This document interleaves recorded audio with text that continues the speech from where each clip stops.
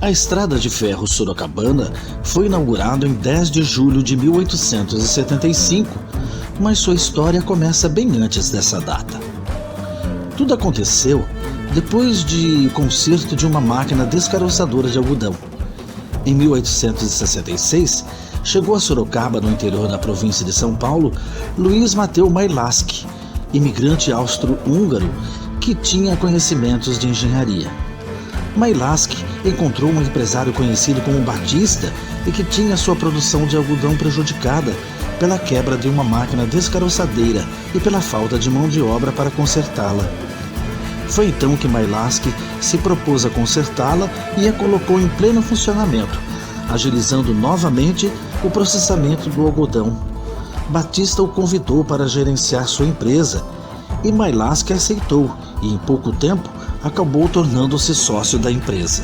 O transporte de algodão para São Paulo era precário e fazia com que os lucros da empresa também fossem limitados. Foi aí que Mailaschi propôs a construção de uma estrada de ferro que conectasse com a inglesa São Paulo Railway para chegar ao Porto de Santos.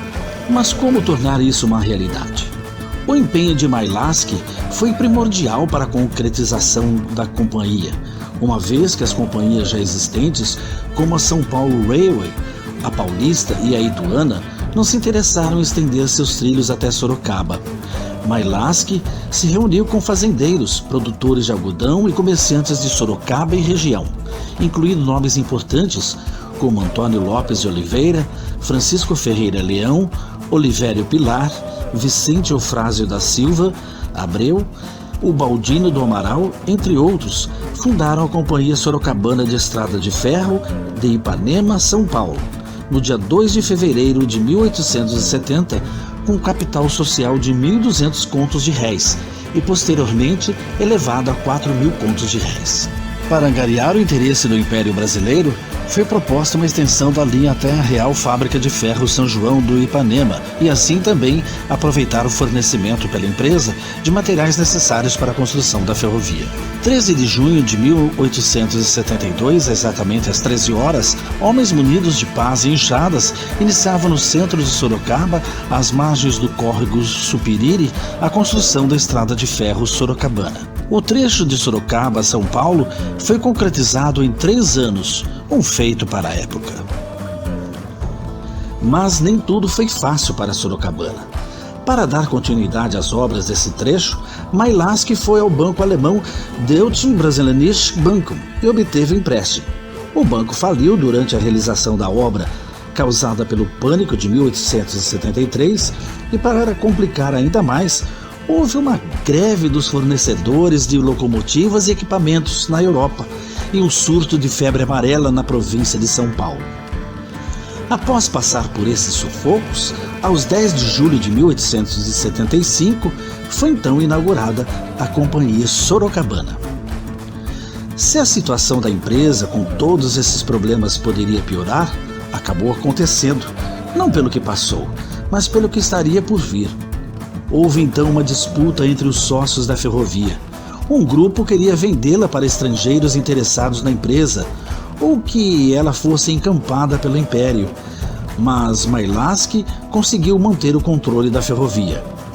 Em 1877, a Sorocabana chegou em Ipanema e já se estudava o prolongamento da linha férrea até a região de Paranapanema.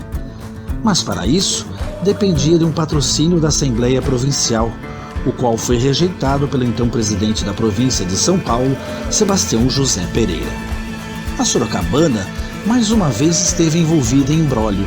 Dessa vez, foi uma disputa judicial com a Companhia Ituana, que desejava ampliar sua linha férrea de Piracicaba a Botucatu e receber da Assembleia de São Paulo os 100 contos de réis, impedindo assim a Sorocabana de ampliar sua linha. Essa disputa perdurou o ano de 1877 inteiro e terminou apenas quando o presidente da província deixou o cargo e a Sorocabana, então, pôde chegar a Botucatu. Já a Ituana se envolveu em outro processo com a Companhia Paulista e entrou em decadência. Voltando aos anos de 1874 e 1875, Pouco antes da inauguração da Companhia Sorocabana, havia terminado o ciclo do algodão e havia ainda o rescaldo do pânico de 1873. Com esses reveses na economia, causaram prejuízos anuais na ferrovia durante a gestão de Mylasky, o qual foi destituído da presidência pelos acionistas em 1880 e, em seu lugar, foi nomeado então o conselheiro da empresa Francisco de Paula Mayrink. Mylasky mudou-se para Mogi-mirim, embora acionou judicialmente a Sorocabana para retomar o cargo, mas foi em vão. Nada ajudava a Sorocabana, apesar de Mayrink tentar minimizar os problemas financeiros da empresa, a estrada de ferro ainda continuava com sérios problemas econômicos e agora somados aos políticos, fazendo com que a ferrovia vivesse um longo período de instabilidade. Para agravar ainda mais a situação econômica da Sorocabana, Mayrink adquiriu a Companhia Ituana, rebatizando-a de Companhia União Sorocabana e Ituana de Estradas de Ferro.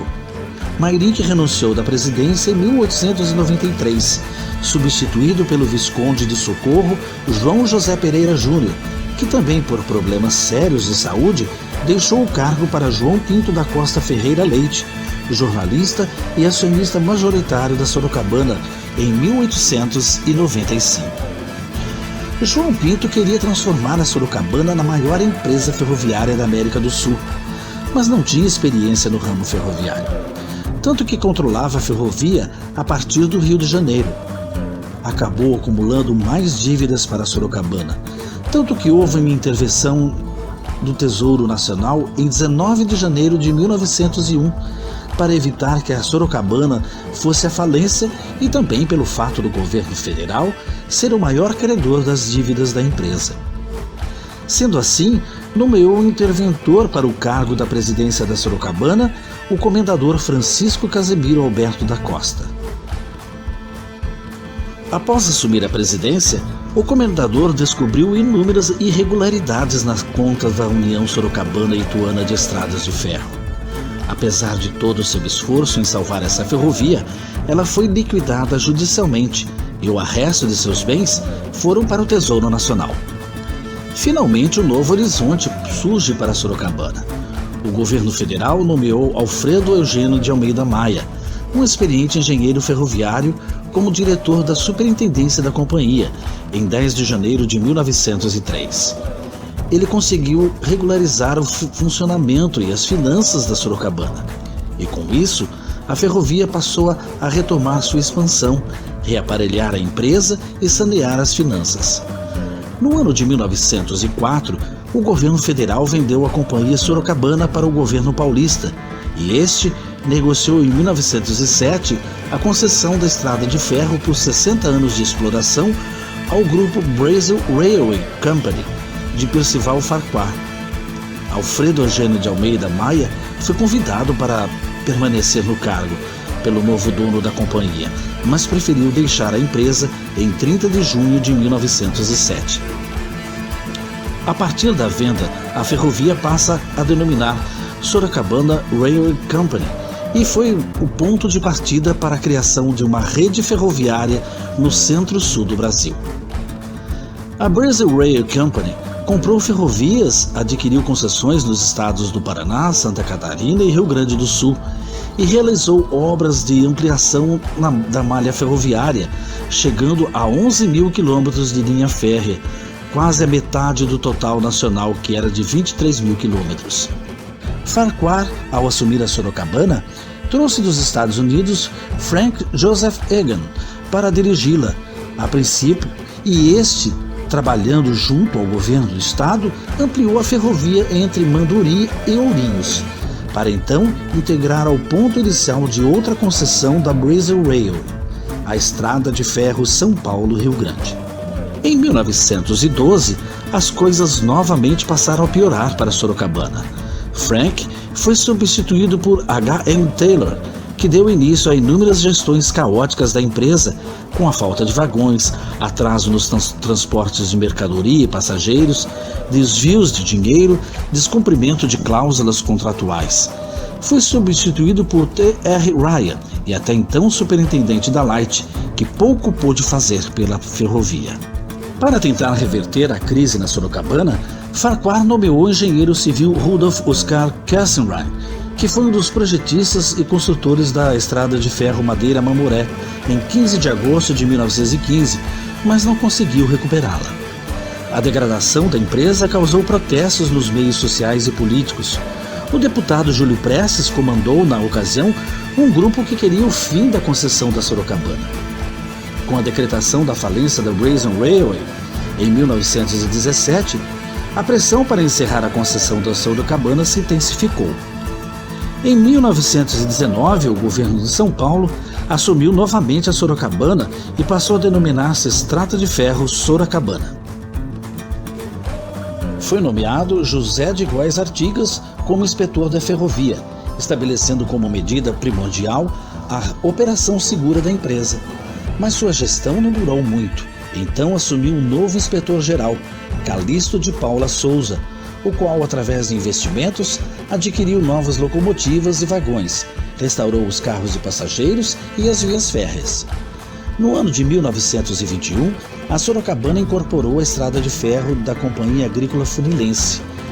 Em 1908, a estrada de ferro Sorocabana estendeu suas linhas ao oeste do estado de São Paulo, passando por Botucatu e chegando a Ourinhos, divisa com o Paraná, visando o entroncamento com a Companhia Ferroviária São Paulo-Paraná, o que ocorreu em 1924, e poder transportar as cargas vindas do norte pioneiro do Paraná para o estado de São Paulo.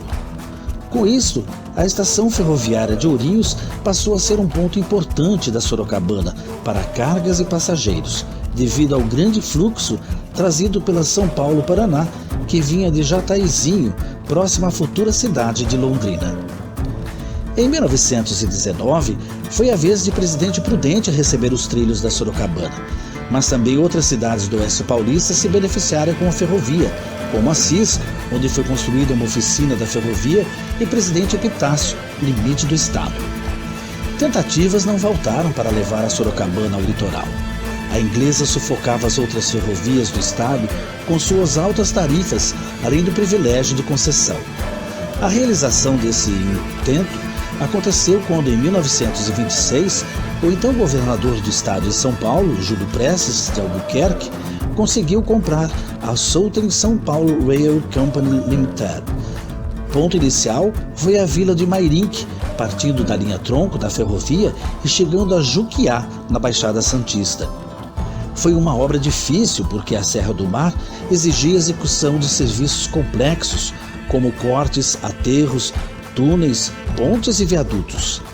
A obra foi entregue em 2 de dezembro de 1937, mas o trem passou a correr por esse trecho 8 dias mais tarde. Voltando ao lado oeste de São Paulo, a Sorocabana construiu, a partir de sua linha tronco, vários ramais ferroviários, ligando Iperó a Itararé em 1909, o chamado Dourado, ligando o Presidente Prudente a Teodoro Sampaio, e novamente na Serra do Mar, em 1957, o ramal Jurubatuba, ligando a partir da linha tronco na estação Leopoldina, seguindo até a estação Evangelista de Souza, no entroncamento Mairinque-Santos, para encurtar a descida da Serra do Mar pelos trens. Por esse ramal circulavam mercadorias e passageiros, saindo da estação Júlio Prestes, no centro da capital, até o extremo sul da estação Evangelista de Souza. O governo de São Paulo manteve a Sorocabana sob a sua administração direta até 1971, quando a ferrovia foi incorporada à FEPASA, Ferrovia Paulista Sociedade Anônima. As linhas suburbanas entre as estações Júlio Prestes e Evangelista de Souza, o trecho inicial até Mairinque, depois Amador Bueno, passaram a ser administradas pela CPTM, Companhia Paulista de Trens Metropolitanos. A partir daí foram sucessivas transferências de administrações. Em 1998, o então governador Mário Covas passou a FEPASA para a União, a qual transferiu para a Rede Ferroviária Federal S.A., e com a extinção desta foi entregue à iniciativa privada.